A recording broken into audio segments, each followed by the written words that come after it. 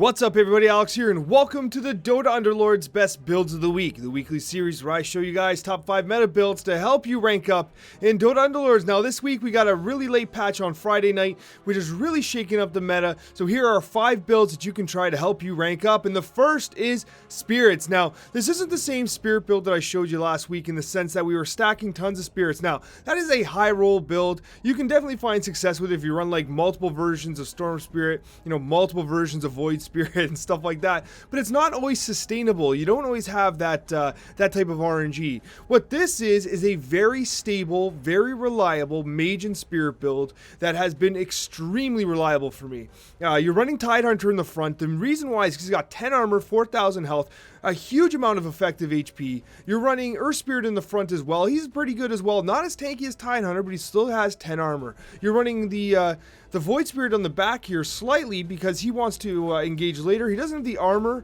the same armor that Earth Spirit does, same HP, but not the same armor. So you want him coming in a little bit late. His cast is fantastic, by the way.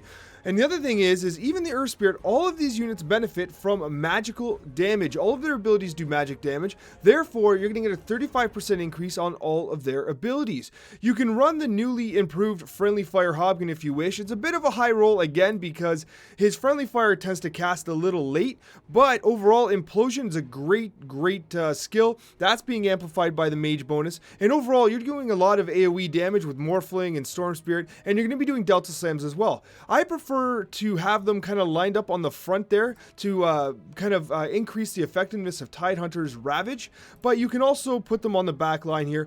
Assassins aren't very common right now, so you're not getting jumped on the rear line. Assassins, though, I think have a place in this meta. I'm working on a new build for them, but for the time being, you are safe enough to put them up front here, but if you are against Assassins, you can push them in the back if you are more comfortable with that as well. But in the end, this is a very effective build and one of the most reliable that you can do in the current meta.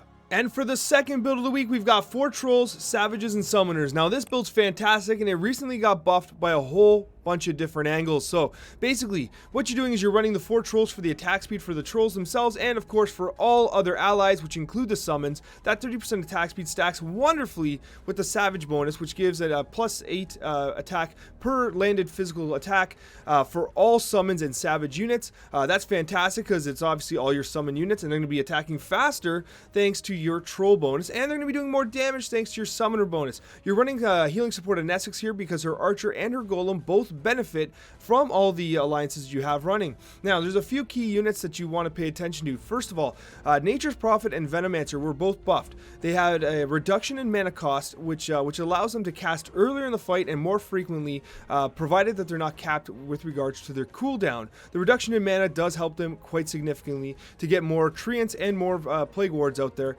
as soon as possible. Now, if you want to get Venomancer on earlier, you can run someone like the Magnus, and you can replace the Nature's Prophet with Venomancer. That maintains your alliance synergies. The tricky thing is if you want to run the Nature's Prophet as well, you might be short on alliance, the Savage alliance, so be aware of that.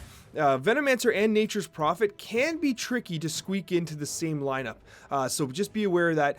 With regards to items, there are a few key things that you need to know. I'm just doing this quickly here. Voidstone, great on both Venomancer and Nature's Prophet because it helps them to kind of cast as frequently as their cooldown kind of expires. So as soon as their cooldown is up, they're going to be, they have the mana for another unit, and you're going to be filling the board rather quickly.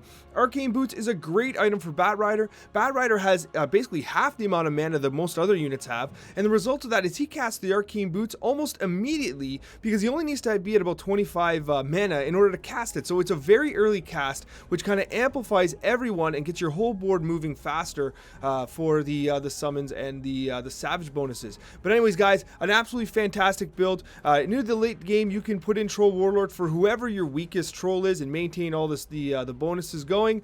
He's a great fill-in to close down the fight. For the third build of the week, I was surprised to see that Bloodbound and Bloodseeker, they evaded some more balance changes. Well, I guess that Valve is seeing that their data shows that this build doesn't close the fights as well as it often opens fights. But this does have a lot of really good closing potential, especially if you get a Legion Commander that is absolutely out of control.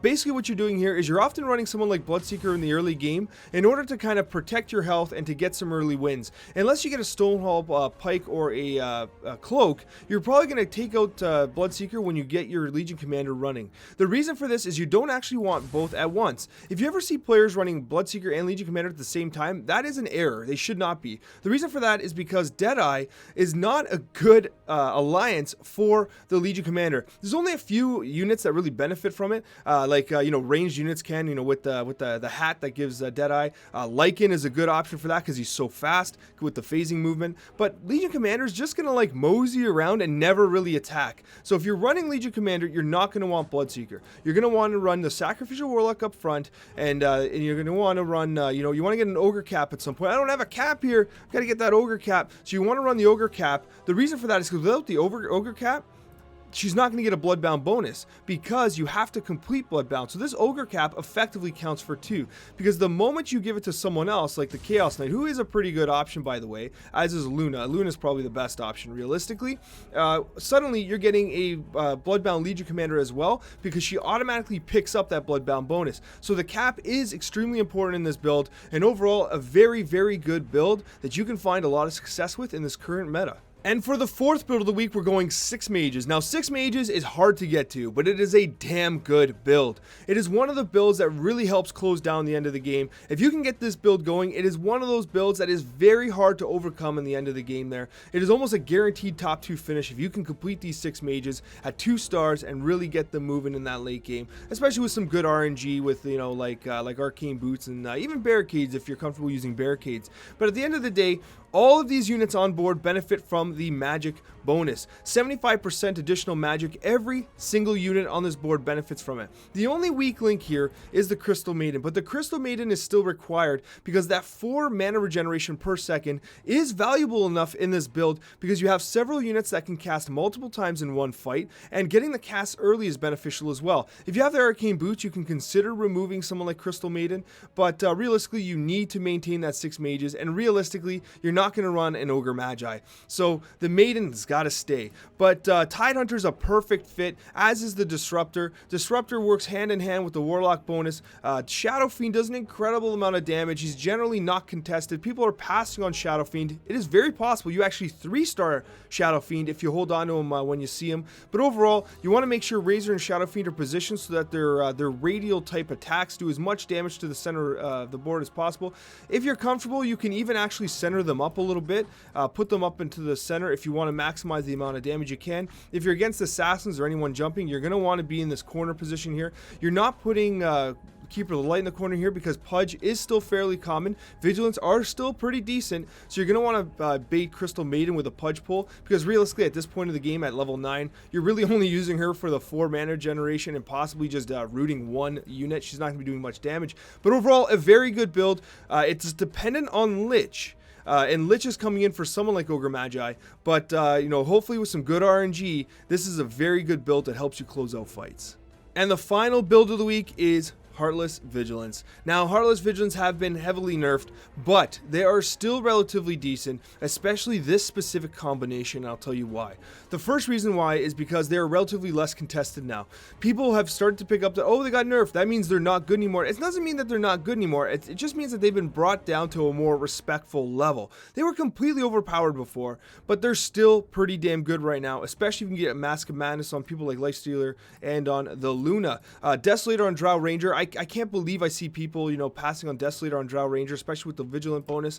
But overall, the other major thing that people have to remember is that End of Medicine was nerfed quite significantly. So End of Medicine, it ramps up slower. It doesn't start at 35% damage, and that's a significant nerf. So you might find yourself in a situation where you're taking more damage earlier in the fight. But a lot of players were going full greed with this build and trying to get to 6 Hunters. That is a mistake. Do not go to 6 Hunters. And I often saw people trying to get to 6 Hunters saying, oh, Vigilance and Hunters suck. They don't, but you don't need 6 Hunters in this build. You need to stabilize your mid game with the 2 Druids. The 2 Druids, I can't believe I see people playing this build without the Druids. The Druids completely stabilize your mid and early game. Before you get the Lone Druid, run Magnus, run Nature's Prophet. Nature's Prophet just got buffed. He's even better. You need these Druids with the Pudge and with the Abaddon on to hold that front line, to hold that mid and early game. This is still a good build. It's not as oppressive as it was before, and now that it's less contested, you might just 3-star Drow Ranger and Wind Ranger. So there's still a lot of flexibility here. Mirana's as good as ever. I mean, she got nerfed slightly, but still damn good. But overall, guys, thank you so much for watching, and a very special thank you to all of my wonderful subscribers. Take care, everyone, and I hope these builds help you find success in Dota Underlords.